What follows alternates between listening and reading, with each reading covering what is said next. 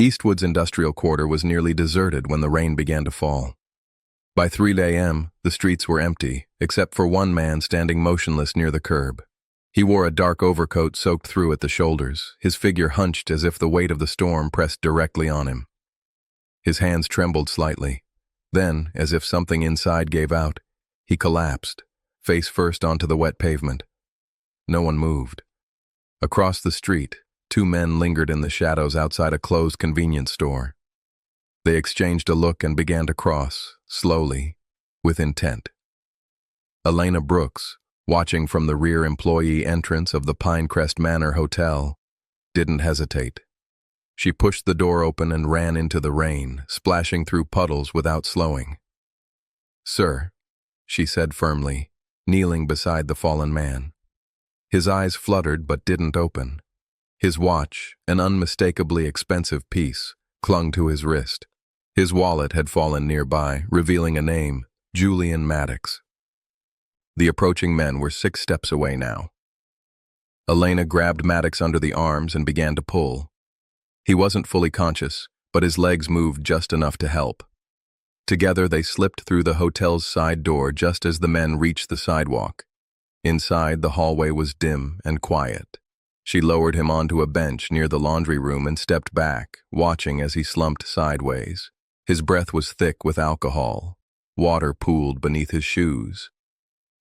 Zeke Moreno, the overnight receptionist, approached and froze. "Is that who I think it is?"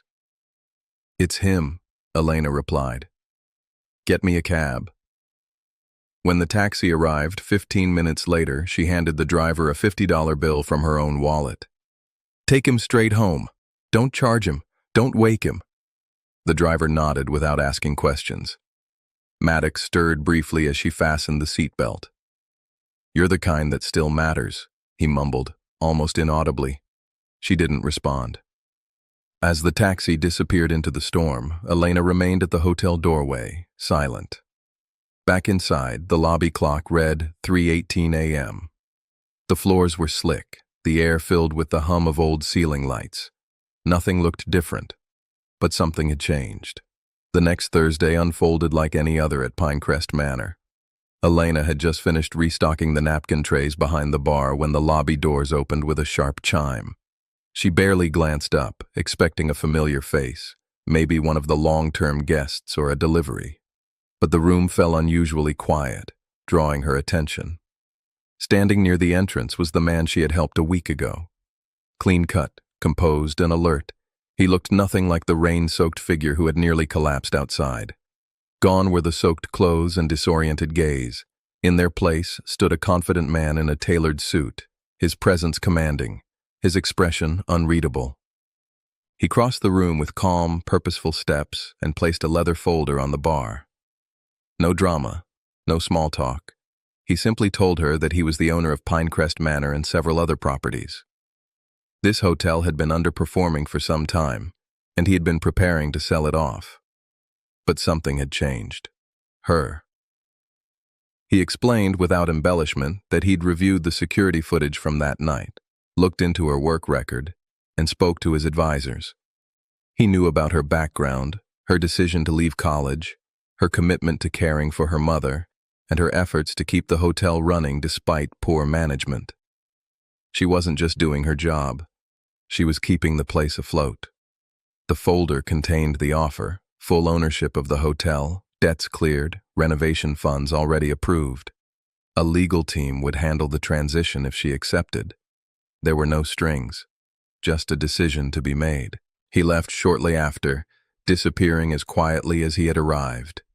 No fanfare, no pressure. Elena stayed at the bar for a while after he was gone, trying to process what had just happened. Staff members whispered nearby, pretending not to watch.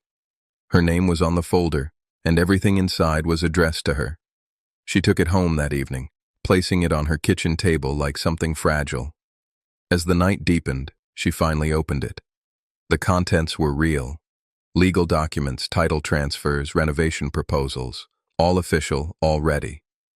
The name at the bottom of the paperwork confirmed it. Julian Maddox had made good on his word. He wasn't offering her an idea. He was offering her a future. She didn't sleep much.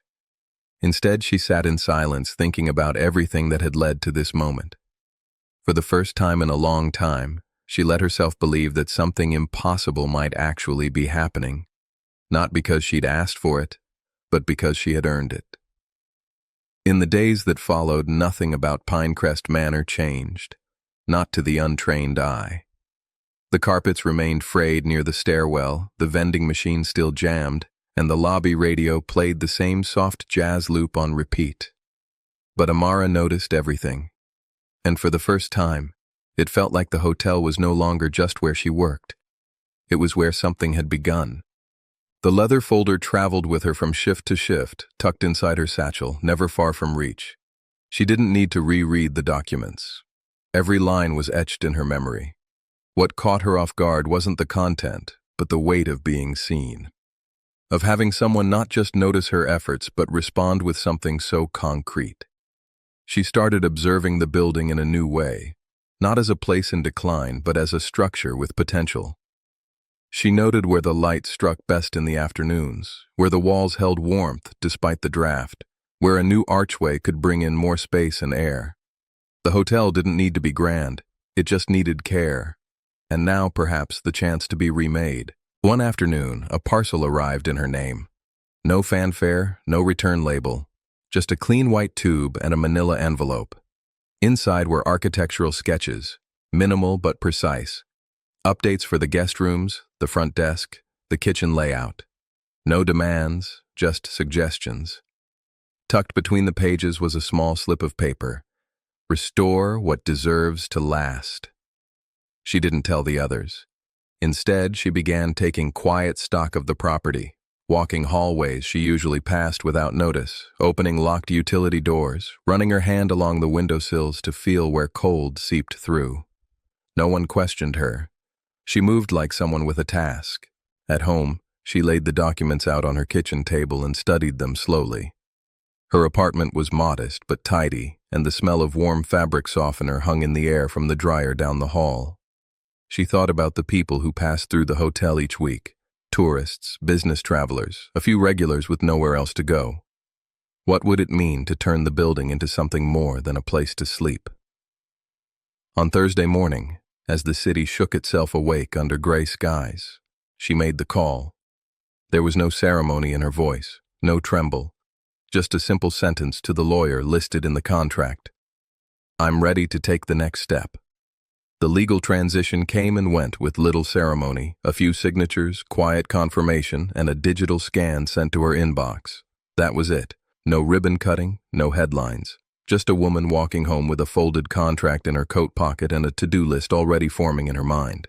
The next morning, Amara showed up early.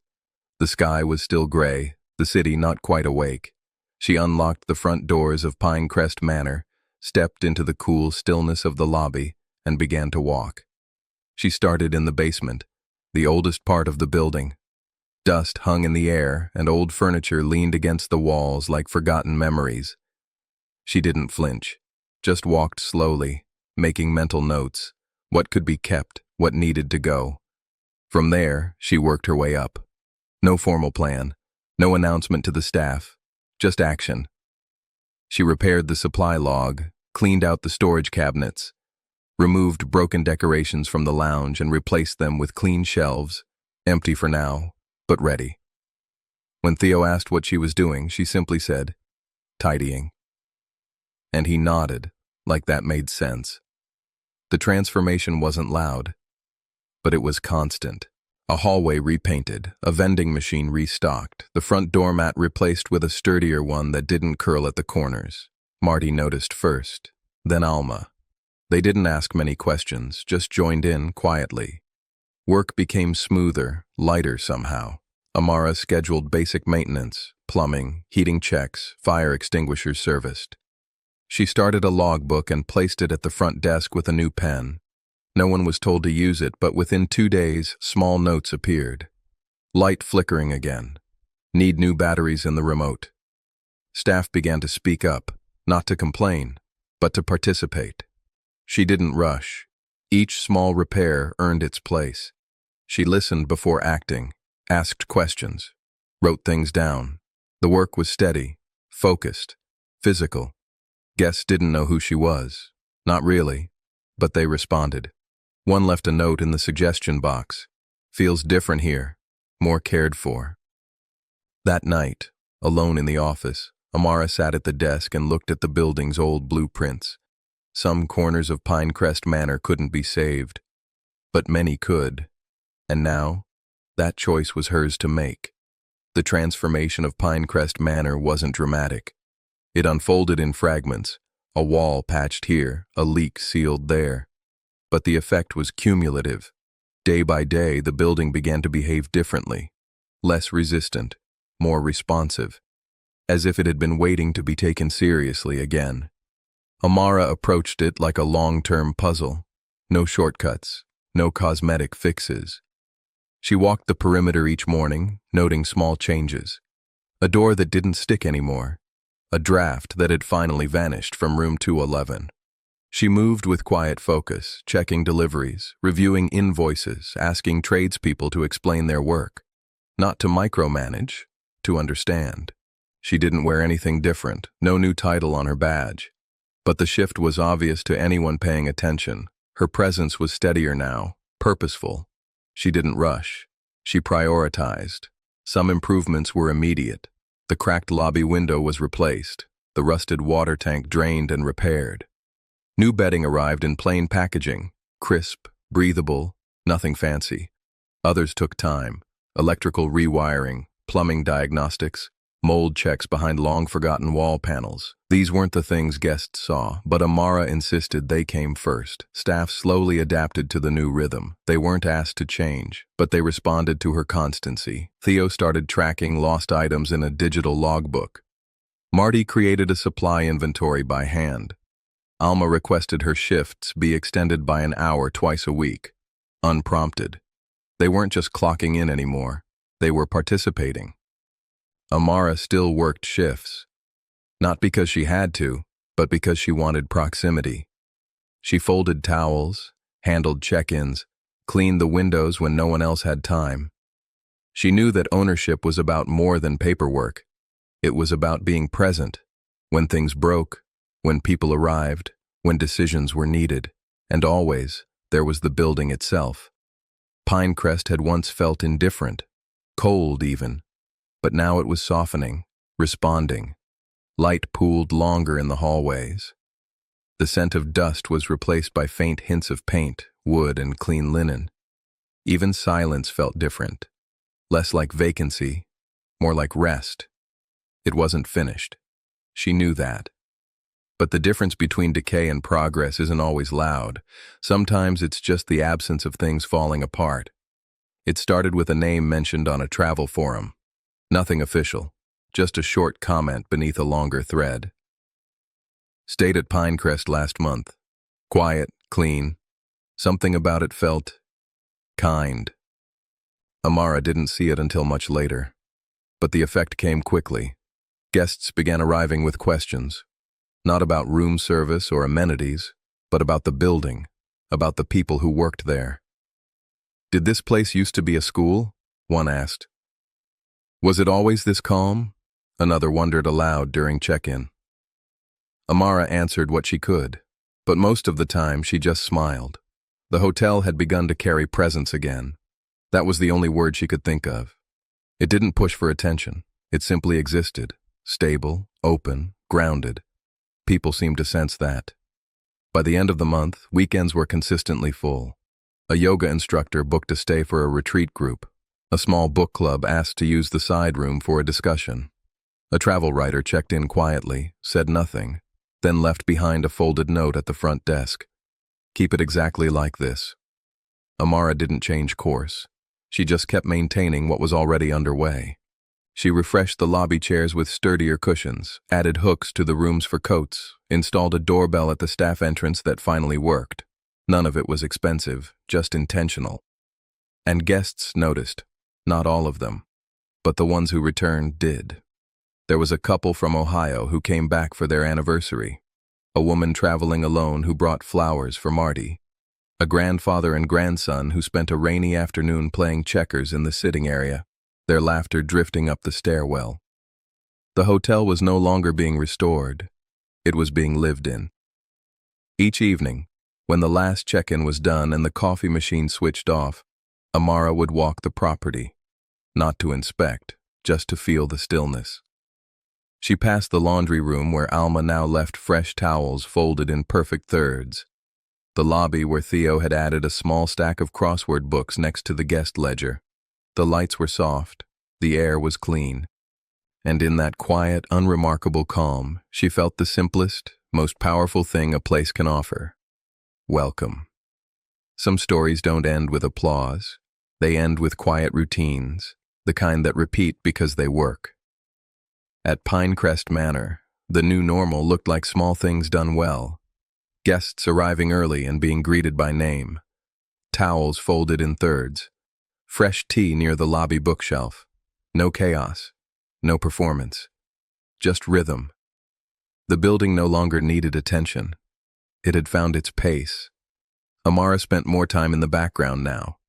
Not because she was retreating, but because the hotel no longer depended on her to function. That was the point all along, to build something sustainable. Something that would stand even when no one was watching. Guests came and went. Many didn't know who she was. Some mistook her for a staff member. She didn't correct them. It didn't matter. What mattered was the steadiness of the place, the absence of confusion, the way people settled in without effort. She kept the staff meetings short, focused on what mattered. Restock this, repaint that, fix the latch on the garden door. There was no hierarchy, no drama, just shared care. One morning, she passed the front sitting room and saw two guests reading in silence, feet tucked beneath them, mugs warm in their hands. It looked like home. Not just for them, for the building too. In her office, a file folder labeled Future Repairs sat unopened that week. Not from neglect, from trust. From knowing that whatever came next could be handled together.